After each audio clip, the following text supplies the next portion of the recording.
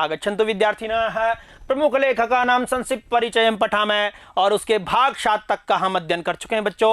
अंतिम जो हमारा भाग था उसमें हमने प्रोफेसर श्रीनिवास रथ का परिचय जाना था। आइए उसके भाग 8 में जो हमारे कंथा माणिक्यम जो गुदड़ी का लाल नामक जो पाठ था, सिंधु, भवानी दत्त, रत्ना, सोमधर, इस प्रकार के उसमें पात्र परिचय हमने देखे थे। उसी पाठ के लेखक जो अभिराज राजेंद्र मिश्र यानी आधुनिक जो संस्कृत साहित्य के महान विद्वान माने जाते हैं उनका परिचय जानते हैं बच्चों। पुनः सर्वेषां स्वागतम।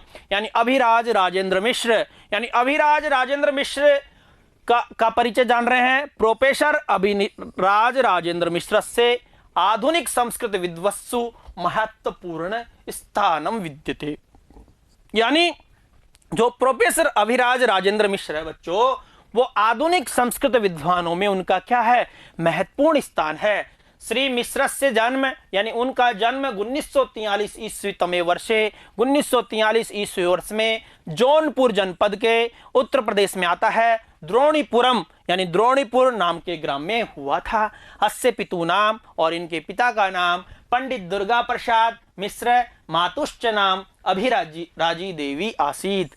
यानी इनके पिता का नाम दुर्गा प्रसाद मिश्र और माता का नाम क्या था, अभिराजी देवी था। त्रिषु भ्रातृषु अयम मध्यमा आसीत। यानी 3 भाइयों में ये क्या थे, बचले थे यानी बीच के थे यानी मध्यम थे। तो अभिराज राजेंद्र मिश्र आधुनिक संस्कृत साहित्य में महत्वपूर्ण स्थान रखते हैं और उन्हीं मिश्र का जन्म 1943 ईस्वी में जौनपुर जनपद यानी उत्तर प्रदेश द्रोणीपुर नाम के गांव में हुआ था। और उसी राजेंद्र मिश्र जी के पिता का नाम पंडित दुर्गा प्रसाद मिश्र था, माता का नाम था अभिराजी देवी। और 3 भाइयों में वो क्या थे, बीच के थे यानी मध्यम थे। आइए देखते हैं। अस्य प्रतिभा विद्यार्थी जीवनादेव उत्कृष्टा आसीत। यानी इनकी जो प्रतिभा थी वो विद्यार्थी जीवन से ही क्या थी, उत्कृष्ट थी बच्चों। मात्रा एवं गुणवत्ता उभयो यानी मात्रा में भी और गुणवत्ता में भी इनकी प्रतिभा उत्कृष्ट थी। दृष्टिकोणेन प्रोफेसर मिश्र त्रिवेणी कवि रूपे प्रतिष्ठित अभवत। यानी दृष्टिकोण से जो प्रोफेसर मिश्र थे वो त्रिवेणी कवि के रूप में क्या हुए, प्रतिष्ठित हुए। अध्ययनोपरांत और अध्ययन के उपरांत आप इलाहाबाद शिमला विश्वविद्यालयों अध्यापन कार्यम कृतवान। यानी अध्ययन के बाद में आपने इलाहाबाद और शिमला विश्वविद्यालय में क्या किया, अध्यापन का कार्य किया अध्ययन के उपरांत।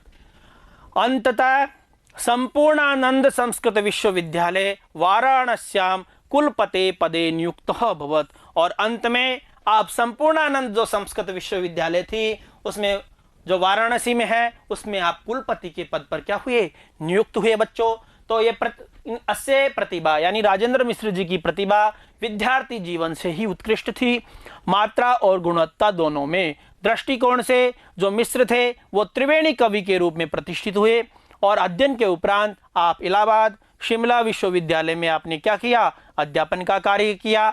और अंत में आपको संपूर्णानंद संस्कृत विश्वविद्यालय काशी में है, वाराणसी में है, वहां आप कुलपति के पद पर नियुक्त हुए बच्चों।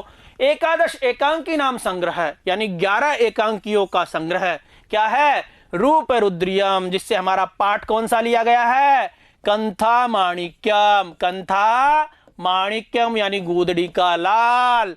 प्रोफेसर मिश्र से कृति वर्तते यानी प्रोफेसर मिश्र की कृति है बच्चों। भगवान आशु कविरपि वर्तते, आप आशु कवि भी हैं। अनेन 2 महाकाव्य, इनके द्वारा 2 महाकाव्य, 15 खंड काव्यानि और 15 खंड काव्य, 60 गीत संग्रह यानी 6 गीत संग्रह, 10 एकांकी संग्रह और 10 एकांकी संग्रह, त्रय कथा संग्रह, अनेके समीक्षा ग्रंथाश्च प्रकाशिता। यानी आपके द्वारा 15 खंड काव्य, 6 गीत संग्रह, 10 एकांकी संग्रह और 3 कथा संग्रह, अनेक और इसके अलावा अनेक समीक्षा ग्रंथ आपके द्वारा प्रकाशित किए गए हैं बच्चों। तो इस प्रकार से जो हमारे प्रोफेसर अभिराज राजेंद्र मिश्र थे उनका हमने परिचय जाना बच्चों। तो ये भाग आपके अच्छे से समझ में आया होगा। इसी आशा के साथ में हम अगले भाग के साथ में फिर मिलते हैं। धन्यवाद। नमो नमः।